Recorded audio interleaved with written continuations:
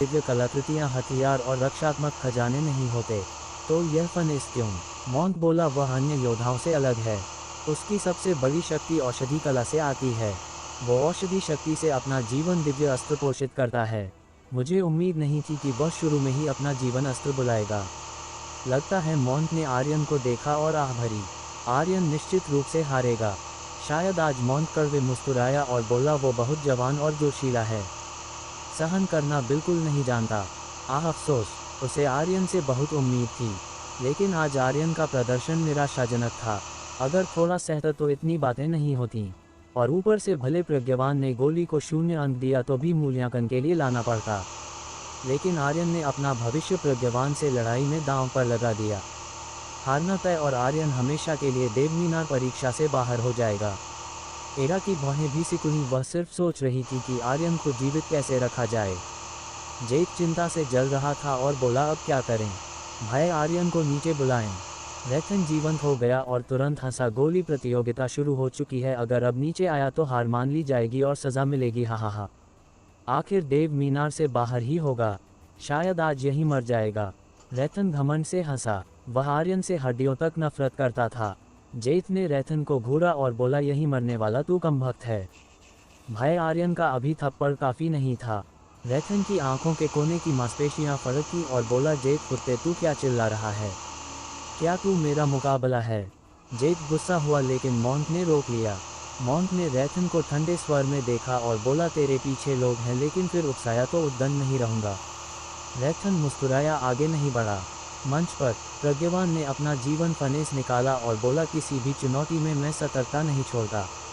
चाहे प्रतिद्वंद्वी कितना कचरा हो, मैं पूरी ताकत लगाता हूँ, क्योंकि मुझे दूसरों को कुचलने का एहसास पसंद है। मुझे दूसरों को ज़मीन पर कुचलकर उठने ना देने का एहसास पसंद है। लड़के बस मज़ा ले। जैसे ही खत्म हुआ, फनेस में आग हिली। धम धम धम। ये सुनहरी दिव्य शक्ति ले जल रही थी। यह आर्यन द्वारा देखी गई गोली शोधन तकनीकों से पूरी तरह अलग था। गोली शोधन तकनीकों की पूरी अलग दुनिया। प्रज्ञावान देवमीनार के औषधि हॉल का हॉल मास्टर इसलिए नहीं बना क्योंकि किस्मत, बल्कि पूर्ण ताकत से। आर्यन का दिल कांपा। उसे उम्मीद नहीं थी कि जीवन फनेस है, लेकिन वह चिंतित नहीं था। और ऊपर से सबसे महत्वपूर्ण, ये प्रतियोगिता गोली की प्रतियोगिता नहीं बल्कि जीवन की थी। आर्यन हिला और बोला, तैयार? सोई हुई सुंदरी हंसी, मैं तो बहुत पहले से तैयार हूँ। आर्यन बोला, तो शुरू करें। गड़गड़। आर्यन की काल ऊर्जा अचानक फटी। फिर फनेस में आग पागलों की तरह जलने लगी। ऊर्जा को आग छूते ही तुरंत भड़क गई। प्रज्ञावान थोड़ा चौंका। इतनी बड़ी आग देख प्रज्ञावान ने भी तिरस्कार से ठंडी हंसी हंसी, तुझे गोली बनाना आता भी है? लेकिन इसी समय उसका शरीर अचानक धंसा और किसी कारण अचानक खुद को थप्पड़ मार लिया। उसका हाथ बिल्कुल नियंत्रण में नहीं था। हिस आ। जब आत्मिक जड़ी बूटियां डाली तो सीधे उबलते फनेस में तल ली, जैसे सब्जी तलना। लेकिन सब्जी तलने में चम्मच इस्तेमाल होता है, हाथ भरपूर। उसका पूरा हाथ लाल और सूज गया, छाले पड़ गए। इतना नहीं, जैसे तलना काफ़ी नहीं, उसने सिर झुकाया और पूरा सिर अंदर डाल दिया। आ आ। दर्दनाक चीख गूंजी और साथ ही पागल हलचल। मुंह से गोली शोधन, वाह, कभी नहीं देखा। औषधि हॉल का हॉल मास्टर होने के लायक कमाल। आर्यन हंसा और मन में ठंडे स्वर में बोला, गोली युद्ध? कुत्ते, तू ज्यादा सोच रहा है। मैं तो लड़ रहा हूँ, तेरी जान के लिए है। सोई हुई सुंदरी हंसी, उसे घमंड करने दो। मेरे मास्टर द्वारा शोधित गोलियों को कचरा कहने की हिम्मत हूँ। मैं बहुत गुस्सा हूँ, परिणाम बहुत गंभीर होंगे। चाहे आर्यन कोई भी गोली शोधित करता, भले आचार्य अमृतेश की शक्ति से शोधित करता, अंतिम परिणाम वही रहता। प्रज्ञावान उसे हारा हुआ घोषित करता। इसलिए शुरू से आर्यन ने सब योजना बना ली थी। वो गोली के लिए नहीं लड़ रहा था, बल्कि जीवन के लिए। प्रज्ञावान का जीवन। उसकी लपटें अचानक फट पड़ी। प्रज्ञावान का तनावपूर्ण मन थोड़ा ढीला हुआ और उसी पल सोई हुई सुंदरी की शक्ति उसके शरीर में घुस गई। कह सकते हैं कि वह पूरी तरह सहन नहीं कर पाया। बाएं हाथ से तलना, दाएं हाथ से तलना, सिर से तलना, पैरों से तलना, आखिर में यहाँ तक कि उसका जीवन फनेस जो 100 साल से पोषित कर रहा था, सहन नहीं कर पाया और फट गया। गड़गड़, सीधे टूट गया। आर्यन तुरंत जोर से हंसा, और देखो, देवमीनार के औषधि हॉल मास्टर ने गोली शोधन में फनेस फोड़ दिया। वाकई बहुत शक्तिशाली है, वाह, कभी ऐसा शक्तिशाली व्यक्ति नहीं देखा।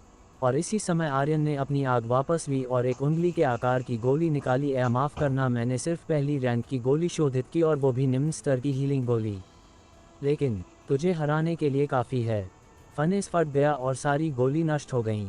सिर्फ आर्यन गोली शोधित कर सका, भले कचरा गोली हो उसे हरा दिया। मंच के नीचे लोग सब स्तब्ध थे।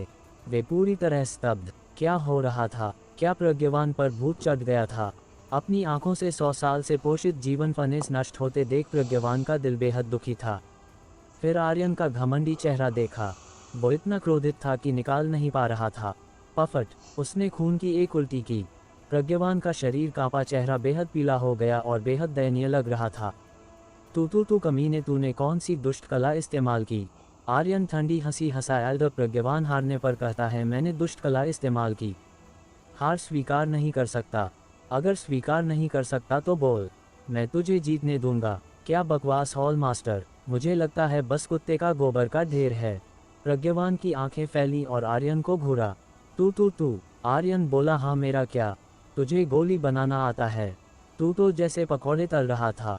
तूने अपने माथे से खुद फनेस फोड़ दिया। कहना पड़ेगा तू वाकई बहुत कमाल है।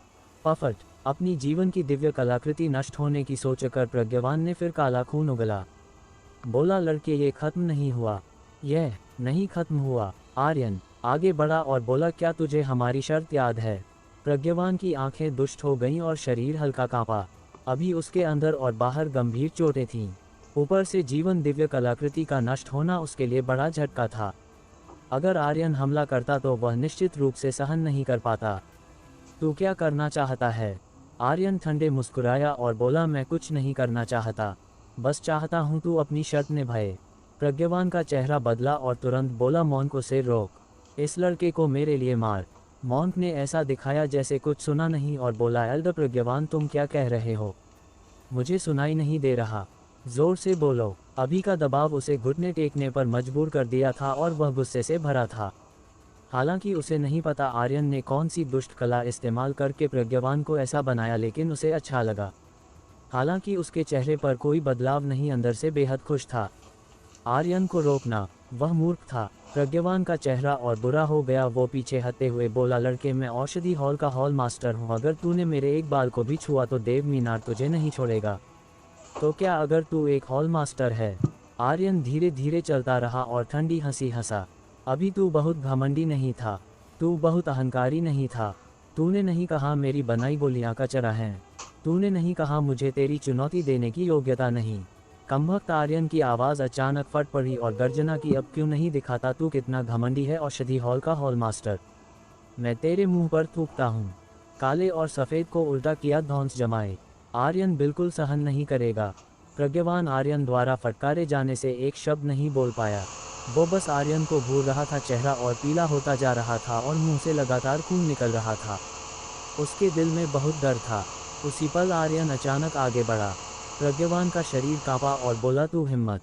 आर्यन के हथेलियां गर्जना की तरह जोर से बाहर निकली और बोला, मैं हिम्मत क्यों नहीं करूंगा। गड़गड़, दोनों मुट्ठियों से मुक्का मारा, लेकिन उसी समय एक मोटा ऊर्जा का कवच नीचे गिरा, ठीक प्रज्ञवान के आगे, एक सुनहरी दीवार की तरह। आर्यन की मुट्ठियां उस पर पड़ी, उसकी बाहें सुन्न हो गईं, मुट्ठियां फट गईं और ताज़ा खून बह निकला। उसका शरीर भी पीछे धकेल दिया गया। तुरंत कई एल्डर आसमान से उतरे और भारी रूप से प्रज्ञवान के सामने खड़े हो गए। एक एल्डर ने गहरे स्वर में बोला, काफ़ी है, काफ़ी। मुझे लगता है नहीं। गुस्से में कैसे रुक सकता हूँ? अगर तू कहता है काफ़ी तो क्या मैं बहुत बेइज्जत नहीं हो जाऊँगा? उसी पल आर्यन ने एक कदम आगे बढ़ाया और आर्यन के शरीर से खतरनाक शक्ति भाप की तरह निकली। एक कदम, एक कंपन, मंच फट रहा था। वह तेजी से ऊपर दौड़ा और मुट्ठियों को हिलाकर एक शक्ति की लहर चमकीली सफ़ेद गेंद में संघनित हो गई और जोर से बाहर निकली। मैंने कहा काफ़ी है। एल्डर भी थोड़ा क्रोधित था। एक शक्तिशाली शक्ति नीचे आए, आर्यन के शरीर पर दबाव डालते हुए। बस, इसने सीधे आर्यन को कैद कर दिया। आर्यन का शरीर हिल नहीं सका। ये दिव्य शक्ति की धारा थी, आर्यन द्वारा तोड़ी ना जा सकने वाली शक्ति। बेशक वो उसकी अपनी शक्ति थी। उसके दिल में विचार हिला, असुर शक्ति। बस, असुर देव की शक्ति फट पड़ी शरीर में, एल्डर की शक्ति को सीधे तोड़ दिया। फिर उसकी गति अचानक बढ़ी और मुख का भयंकर रूप से प्रज्ञवान के चेहरे पर पड़ा। सही गलत नहीं बता सकता, तेरे जैसे कचरे को एल्डर बनना है। धम, पफट, प्रज्ञवान ने खून की एक उल्टी की, उसका शरीर पीछे उड़ गया और इसी पल दूसरा एल्डर क्रोधित हो गया। कितनी गुस्ताखी! उसने मुक्का मारा। धम। आर्यन 100 मीटर उड़कर भारी रूप से जमीन पर गिरा, जिससे जमीन फट गई। आर्यन ने भी मौके से खून की एक उल्टी की। तू खुद को क्या समझता है? तुझे एल्डर की आलोचना करने का क्या हक? एल्डर गुस्से में बोला। आर्यन ने मुंह के कोने से खून नहीं पोंछा, बल्कि कदम कदम ऊपर चढ़ा। दूसरा एल्डर फिर से चिल्लाया, आर्यन मैं तुझे चेतावनी देता हूँ, यहीं रुक जा। इतना काफ़ी है, काफ़ी। हाँ, जब वह काले सफ़ेद को उलट रहा था तो तूने क्यों नहीं कहा काफ़ी है? अब बचाने आया है। अगर वो नाखुश था तो नाखुश था, चाहे कितना रोके बेकार। आर्यन बस मारना चाहता था, जितना रोकते उतना ही मारना चाहता। वह बस इतना पागल था। एक साधारण शिष्य इतना घमंडी, बहुत गुस्ताख। एक एल्डर ने घूरा और भारी चीख निकाली, और फिर उसके शरीर का दबाव हिमस्खलन की तरह आगे बढ़ा। धम धम धम, हवा फट गई। दबाव आर्यन की ओर दौड़ा। प्रज्ञावान के होंठ के कोने मुड़े और ठंडी हंसी हंसा, तू कुत्ते मुझे मारना चाहता है? आकर मार। हा। वह बेहद घमंडी था। ये कुछ एल्डर युद्ध हॉल के थे और सब विशेषज्ञ। आर्यन से निपटना आसान था। उसके दिल में गुप्त खुशी थी। एल्डर पर हाथ उठाया, चाहे कितना सक्षम हो, देवमीनार मूल्यांकन से बाहर हो जाएगा। उस समय हे बातें हाथ से निकल रही थीं। कोई सहन नहीं कर सकता था। मौन की भौहें सिकुड़ी और बोला, आर्यन बकवास मत कर। एरा भी चिंतित लग रही थी। हा आकर मार, तू कुत्ते अभी आकर मार। प्रज्ञावान ने गुस्सा निकाला। आर्यन द्वारा कुचले जाने से वह बेहद नाखुश था। आर्यन ने विशाल दबाव का सामना किया। उसके हाथ नीचे धंसे और सीधे मोटे दबाव में कुचल दिए। दिल में गर्जना की कस्पिशाच तकनीक सोखो। उसकी हथेलियां खुली और एक अजीब सा भंवर उस दबाव की शक्ति को पागलों की तरह सोखने लगा। सिर्फ आधे सेकंड में मेरे लिए टूट क्रैक दबाव अवरोध फट गया। आर्यन ने मन हिलाया और उसी पल में डबल अटैक कार्ड से जोड़कर चिल्लाया, सक्रिय।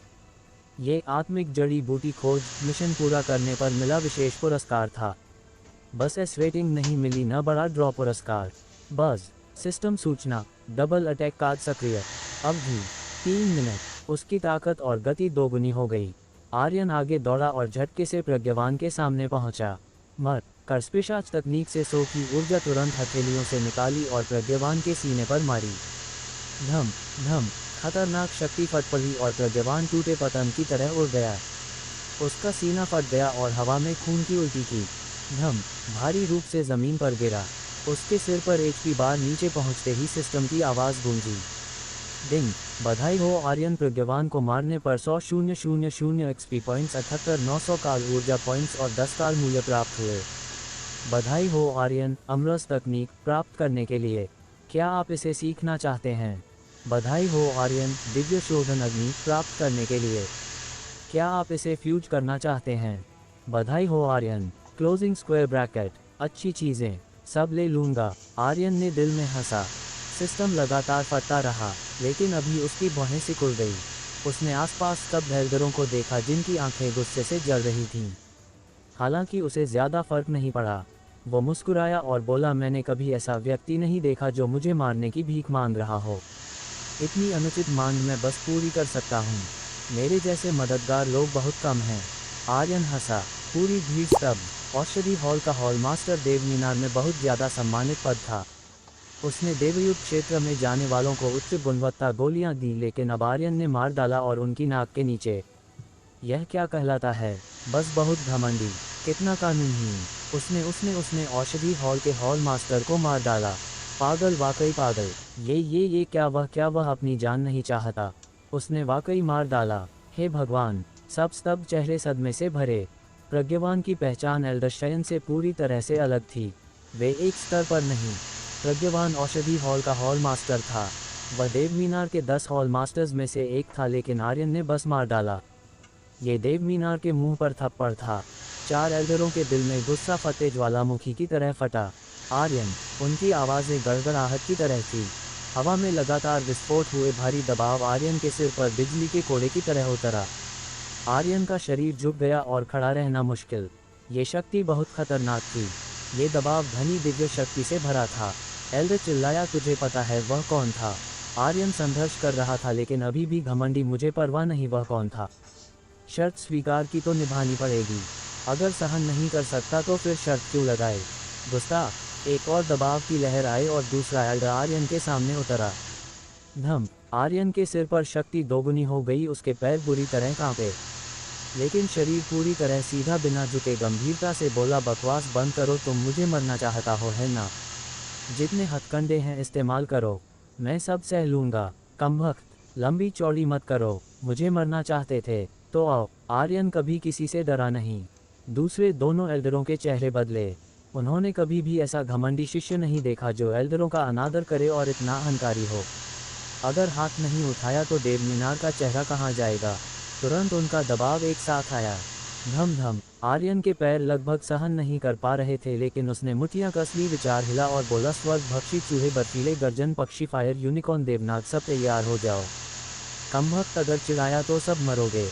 सोई हुई सुंदरी बोली, मास्टर मेरा क्या? आर्यन बोला, तू जल्दी मत कर। आर्यन को नहीं पता उसकी शक्तियाँ क्या थी, उसकी लड़ाई की ताकत कितनी, नहीं पता। वह बहुत अस्थिर कारक थी, इसलिए आर्यन ने उसे लापरवाही से उपयोग करने की हिम्मत नहीं की। अभी भी घमंड करने की हिम्मत? लड़के, तो देखे तू कितना और घमंड कर सकता है। धम। चारों एक साथ हिले और 4 शक्ति की धाराएं भारी रूप से नीचे गिरीं। आर्यन का शरीर धंसा और जोर से गाली दी, और जोर लगाओ। विचार हिला। जैसे ही बर्फीले गर्जन पक्षी को छोड़ने वाला था, आसमान अचानक अंधेरा हो गया। रुको। गड़गड़। एक विशाल शक्ति उतरी, चारों की शक्ति को सीधे सील कर दिया। एक मध्यम आयु का आदमी था। आदमी के पैरों के चारों ओर लहरें घूम रही थीं और हर लहर सोने की रोशनी सी चमक रही थी। चारों एल्डरों के चेहरे थोड़े बदल गए। उन्होंने तुरंत शरीर सीधा किया और सम्मान से बोला था, तीसरे एल्डर को नमस्ते। मध्यम आयु के आदमी के पीछे एक औरत थी। हाँ, वो कोई और नहीं, अर्चिनी थी। मध्यम आयु का आदमी जमीन पर उतरा, आर्यन को गंभीरता से देखा और बोला, तू आर्यन है? उसके खत्म करने से पहले मध्यम आयु का आदमी जारी रखा, जीवन परीक्षण से बचने वाला आर्यन। आर्यन को उसकी बात का मतलब समझ नहीं आया, फिर भी ये अब रहस्य नहीं रह गए थे। आर्यन ने सीधे स्वीकार कर लिया, हाँ मैं हूँ, तो क्या हुआ? कमी ने तीसरे एल्डर से बात करते वक्त थोड़ा सम्मान दिखा, एक एल्डर ने चिल्लाकर कहा। तीसरे एल्डर ने हाथ हिलाया और बोला, ठीक है, तुमने प्रज्ञावान को मार डाला। देवमीनार के नियमों के अनुसार एक जान के बदले एक जान, ये मौत का अपराध है। लेकिन हमें एक उच्च स्तर के हकीम की ज़रूरत है जो देवयुद्ध क्षेत्र के लिए सामग्री मुहैया करा सके। अगर तुम कुछ दिनों में एक ऐसी गोली बना दो जो मुझे संतुष्ट कर दे तो मैं तुम्हारी जान बख्श दूंगा। तीसरा एल्डर उदासीनता से बोला। उसकी बातें बहुत शांत थीं। उसके शरीर से कोई तीव्र आभा नहीं निकल रही थी, लेकिन एक श्रेष्ठ की आभा जरूर थी। इन एल्डरों के लिए उनके सामने खड़े तीसरे एल्डर एक सच्चे विशेषज्ञ थे, एक सच्चे देवदूत। आर्यन ने कहा, उसने मुझसे शर्त लगाई थी और हार गया। मैं तो बस चाहता था कि वो शर्त पूरी करे, मुझे तुम्हारी दया की ज़रूरत नहीं। तीसरे एल्डर का चेहरा ज़रा सा भी नहीं बदला, वो सीधे बोले, तुम्हारे पास कोई विकल्प नहीं है, समझे? आज या तो तुम मेरी संतुष्टि के लिए एक गोली बनाओ या अपनी जान दो। आर्यन, मुझे कोई फ़र्क नहीं पड़ता कि तुम्हारे पास कैसी दिव्य शक्ति है, कैसी साधना पद्धति है या दुष्ट ऊर्जा है। अगर तुम मेरी बात नहीं मानोगे तो आज तुम्हें मरना पड़ेगा। उसकी आवाज़ अभी भी बहुत शांत थी, बिना किसी उतार चढ़ाव के। फिर भी वो मजाक नहीं कर रहे थे। जैसा उन्होंने कहा, अगर आर्यन ने वैसा ना किया तो वो मर जाएगा। सोई हुई सुंदरी ने उसे याद दिलाया, आकाश में कई लोग छिपे हुए हैं और सब तुमसे कहीं ज़्यादा ताकतवर हैं। सावधान रहना। वो अकेले नहीं थे, उनके ऊपर एक बड़ी भीड़ थी। बस अर्चिनी की रफ्तार थोड़ी तेज़ थी। अगर कोई और नीचे आता तो वो निश्चित रूप से आर्यन से इतनी बकवास न करता। अर्चिनी ने तुरंत कहा, आर्यन, तीसरे एल्डर की बात मान लो। एल्डर मोंट भी बोले, आर्यन, उनकी बात मान लो। जेठ ने कहा, भाई आर्यन, मुझे विश्वास है कि तुम एक अद्वितीय गोली बना सकते हो। उन्हें अपनी दिव्य कला दिखा दो। आर्यन ने तीसरे एल्डर की ओर देखा, जैसे उसके आंखों में कुछ झलक पकड़ने की कोशिश कर रहा हो, लेकिन वो नहीं पकड़ सका। सोई हुई सुंदरी ने कहा। आर्यन को पता था कि तीसरा एल्डर उसकी मदद करना चाहता है। उसके पास वाकई कोई और रास्ता नहीं था। आकाश के मध्य में कई लोग उसे घूर रहे थे, फिर भी उसका मन बुरा था। यह एहसास कि उसकी किस्मत किसी और के हाथों में है, ये बहुत कड़वा था, जैसे जब वो धरती में पितृराज का सामना कर रहा था, जब वो हेल गेट का सामना कर रहा था। वो एहसास आर्यन को असहज कर देता था। अभी भी उतना ताकतवर नहीं हूँ, मैं अभी भी उतना मजबूत नहीं हूँ। आर्यन ने मुठ्ठियाँ कस लीं और दांत पीसे। अगर वो इतना ताकतवर होता कि दूसरे कांप उठे तो कौन उसे आदेश देने की हिम्मत करता? कौन उसे वो करने पर मजबूर करता जो उसे पसंद ना हो? फूफ, आर्यन ने गहरी सांस ली और बोला, ठीक है, मैं बना लूँगा। अर्चिनी ने भी लंबी सांस ली। उसके हर कदम पर नजरें थीं, यहाँ तक कि उसके मन की बातें भी निगरानी में थीं। वो आर्यन को कुछ भी संकेत नहीं दे पाए, लेकिन अब आर्यन के फैसले को देखकर उसके दिल को सुकून मिला। तीसरे एल्डर ने शांतिपूर्वक कहा, शुरू करो। आर्यन मंच पर पहुंचा और अपनी सांसें संभाली। उसने आकाश की ओर नजर डाली और विचार किया, सोई हुई सुंदरी, उन्हें इसका अनुभव करा दो। ही जी मास्टर, हाँ। सोई हुई सुंदरी हंसी। फिर उसके विचार का एक सूक्ष्म धागा जैसे एक शक्तिशाली ज्ञान की धारा अचानक आर्यन के चेतना समुद्र में बह गया। उसके बाद आर्यन ने तेजी से गोली बनाना शुरू कर दिया। गंधर्व फूल को फनेस में फेंका गया। भान फनेस हिला और तुरंत फट गया। ये बिल्कुल सहन नहीं कर सका। इस साधारण फनेस की गुणवत्ता बहुत खराब थी। सबके चेहरे बदल गए। फनेस फट गया। हा। रेथन ने घमंड से हंसा, आर्यन अब देखो कैसे बचोगे। वो विफल हो गया। बनाना शुरू भी नहीं किया और फनेस फट गया। साफ है कि उसे गोली बनाने का ज्ञान ही नहीं। चारों ओर तिरस्कार और उपहास की आवाज़ें गूंज रही थीं। एल्डरों ने भी तिरस्कारपूर्ण मुस्कानें बिखेरी। तीसरा एल्डर का माथा थोड़ा सिकुड़ गया। उसने आर्यन को बचाने के लिए बड़ा जोखिम उठाया था, मगर अगर आर्यन इतनी जल्दी विफल हो गया तो वो खुद भी फंस जाता। अर्चिनी का चेहरा काला पड़ गया। उसका अभी शांत हुआ दिल फिर से उछलने लगा। फिर भी आर्यन शांत और संयमित था, बिना किसी घबराहट के। फिर एक अजीब घटना घटी।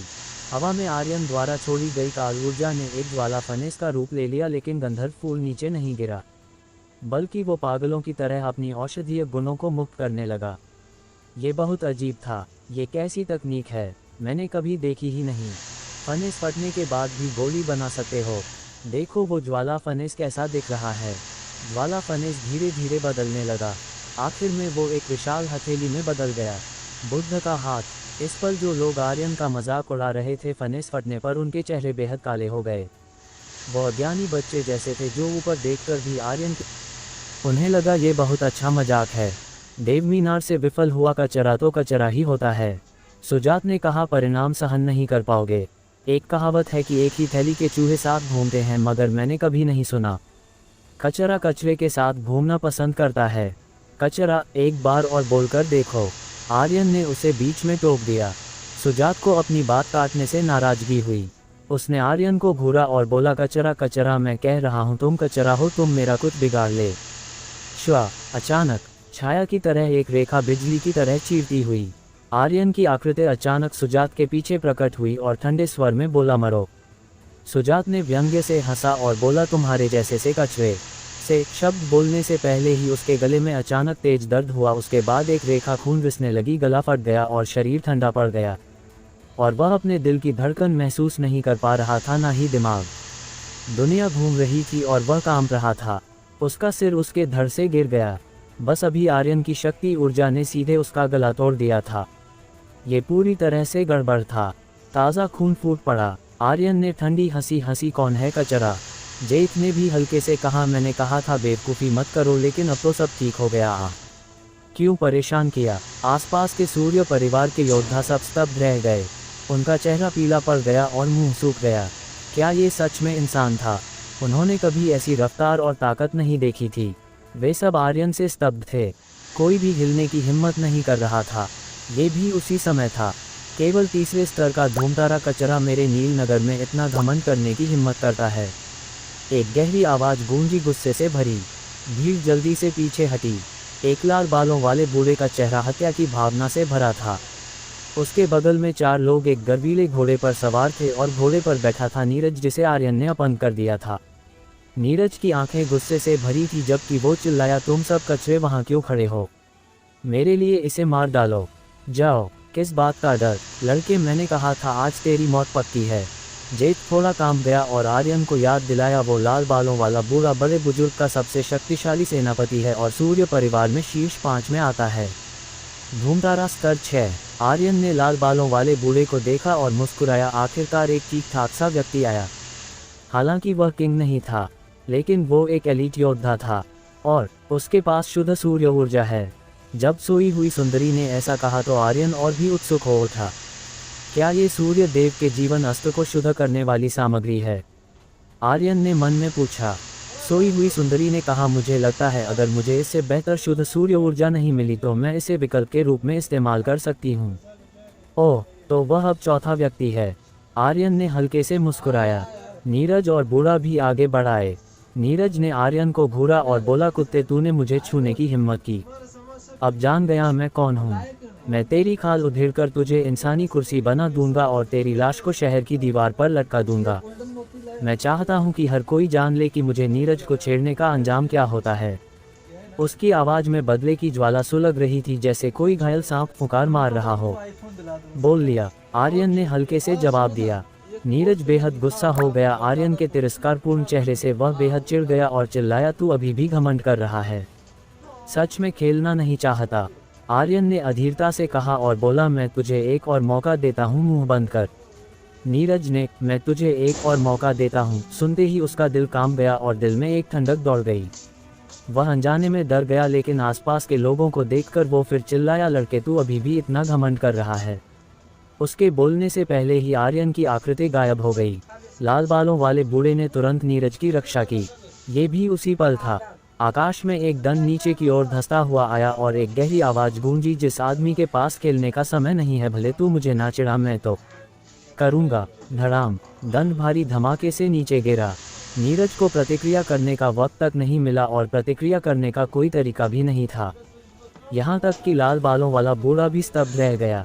चूं, जैसे मच्छर को मारना, नीरज सीधे मांस के ढेर में बदल गया।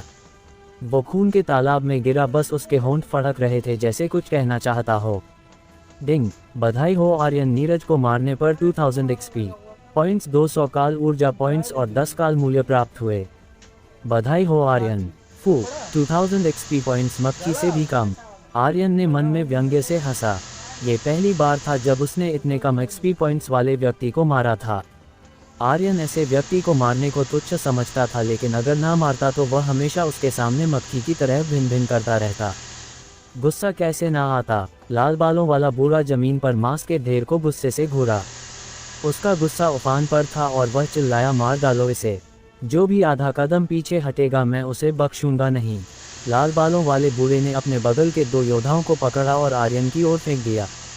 जेक ने चिल्लाकर कहा, तुम सूर्य परिवार के योद्धा हो, इस बुड्ढे की निजी सेना नहीं। तुमने अभी उसकी शक्ति देखी है। तुम्हारे पास सिर्फ एक जान है, कृपया उसकी कद्र करो। बहुत से लोग डर गए, साथ ही बहुत से लोग आगे बढ़े, लेकिन आर्यन ने कोई दया नहीं दिखाई। जेक के शब्दों से समझना मुश्किल नहीं था कि ये लोग सूर्य परिवार में उसके दुश्मन थे, इसलिए वह और भी बेरहम था। उसने हाथ हिलाए और पकड़ने की मुद्रा बनाई। हर बार हमला, तुरंत एक मौत। डिंग डिंग डिंग, सिस्टम की बीप लगातार बजती रही, लेकिन एक्सपी पॉइंट्स ज़्यादा नहीं थे। अभी उसके से कम शक्ति वाले लोगों के एक्सपी पॉइंट्स दयनीय थे। हालांकि उसे एक्सपी पॉइंट्स नहीं चाहिए थे, बल्कि काल मूल्य। धड़ाम धड़ाम, लोग लगातार आगे बढ़ते रहे और लोग लगातार गिरते रहे। जेक और इरा को वार करने का मौका तक नहीं मिला। हमला करो, जो भागेगा मरेगा। लाल बालों वाले बूढ़े ने अपनी 5 उंगलियां पंजा बनाई और सीधे एक आदमी के सिर पर पकड़ लिया। 5 खूनी छेद दिखे और आदमी तुरंत जमीन पर गिरकर मर गया। उसके तरीके बेरहम थे। लड़ाई शुरू हो गई। मुखिया लड़ाई शुरू हो गई। एक योद्धा आंगन में दौड़कर खबर देने आया। सूर्यवर्धन ने पूछा, जेक ठीक है ना? योद्धा ने जवाब दिया, युवा मालिक ठीक है, लेकिन वो नीरज मर गया, तीसरा एल्डर भी मर गया और बड़े बुजुर्ग ने सालों से पाले योद्धाओं में से आधे से ज़्यादा मर चुके हैं। सूर्यवर्धन का चेहरा हिल गया। तुमने क्या कहा? योद्धा ने कहा, मुखिया, वह लड़का बहुत शक्तिशाली है, तीसरे एल्डर को एक पल में मार डाला। मुझे डर है इस बार बड़े बुजुर्ग को झटका लगेगा। सूर्यवर्धन ने तुरंत कहा, मुझे वहाँ ले चलो। बड़े बुजुर्ग का निवास। बड़े बुजुर्ग, बुरा हुआ। लड़ाई शुरू हो गई। एक योद्धा घबरा कर दौड़ता हुआ अंदर आया। बड़े बुजुर्ग ने हल्के से कहा, लड़ाई शुरू हुई तो हुई, तुम घबरा क्यों रहे हो? योद्धा ने कहा, तीसरा एल्डर मर गया और युवा मालिक भी मर गया। क्या? बड़ा बुजुर्ग अचानक खड़ा हो गया और दाहिने हाथ से जोर से मारा, पूरी मेज चूर्ण हो गई। सूर्यवर्धन, क्या ये तेरा तुरुप का पत्ता है? एक शक्तिशाली आभा दबाव डालती हुई फूट पड़ी। योद्धा सहन नहीं कर पाया और बड़ी मुश्किल से बोला, बहुत से योद्धा मर चुके हैं। बड़े बुजुर्ग, जल्दी जाकर देखिए। धड़ाम, बड़े बुजुर्ग के शरीर से आभा फूट पड़ी, जबकि वह आग की लपटों का गोला बनकर बाहर दौड़ा। अब सिर्फ तू बचा है। आर्यन ने लाल बालों वाले एल्डर को देखा और मुस्कुराया। धूमधारा स्तर 6 होना बहुत कमाल है। आओ, मुझे दिखाओ कितना कमाल है। आर्यन ने सामने वाले लाल बालों वाले बूढ़े पर ठंडी मुस्कान बिखेरी। लाल बालों वाला बूढ़ा आर्यन को घूरा और बोला, यह नीलनगर है। इतनों को मारकर भागने की सोचना भी मत। आर्यन ने कंधे उचकाए और मुस्कुराया। मैंने कभी भागने की सोची ही नहीं। भागना क्यों? अरे हाँ, आर्यन ने पूछा, तुमने अपनी शुद्ध सूर्य ऊर्जा कैसे साधी? ये बहुत महत्वपूर्ण था। अगर वो जान लेता कि उन्होंने शुद्ध सूर्य ऊर्जा कैसे साधी तो शायद वो शुद्ध सूर्य ऊर्जा ढूंढ सकता था। लाल बालों वाले बूढ़े की आंखें फैल गईं। तुझे पता है कि मैं सूर्य ऊर्जा साधता हूँ। तू है कौन? आर्यन ने कहा, बकबक मत कर, जो पूछूं जवाब दे। इससे तू थोड़ा और जी लेगा। अगर बकबक जारी रखी तो वैसा ही अंजाम होगा जैसा बाकियों का। लाल बालों वाला बूढ़ा चिल्लाया, लड़के तू खुद को क्या समझता है? चूंकि तुझे पता है कि मैं सूर्य ऊर्जा साधता हूँ तो तुझे मेरी ताकत का अंदाजा भी होना चाहिए। बोलते ही